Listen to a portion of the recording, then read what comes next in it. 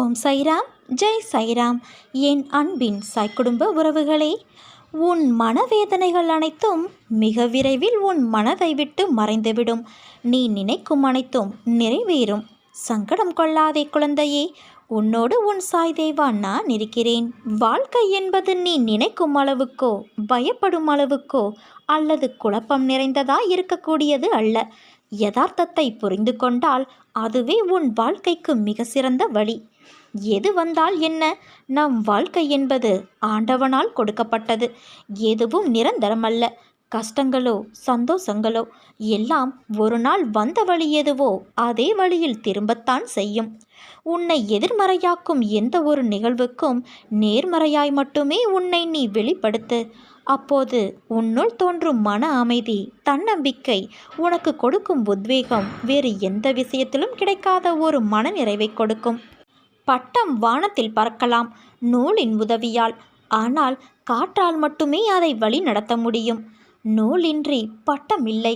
காற்று இல்லை என்பதை சொல்ல முடியாது. அது இல்லாதது என்ற ஒரு விஷயமும் கிடையாது. அதனால் உன் வாழ்க்கையில் நடப்பவையெல்லாம் நூல் போலத்தான். அதை தாண்டி உன் சாயப்பா உன்னிடம் சொல்வது காற்றைப் போல இரு என்று. உன்னை அரவணைக்க யாரும் இல்லை என்று வருந்தாதே. உயிருக்கு உயிராய் உன்னை நான் பாதுகாக்கிறேன். அதனால் நீ எதற்கும் பயப்படாதே, கலங்காதே. உன்னில் நிச்சயம் வெற்றி என்ற தீபத்தை உன் சாயப்பா நான் ஏத்துவேன். இந்த ஜகத்தில் நான் ஒருவனே இருக்கிறேன். என்னை தவிர வேறு எதுவும் இல்லை. இப்பூ உலகம் மாத்திரமல்லாது 3 உலகங்களிலும் நான் மட்டுமே இருக்கிறேன்.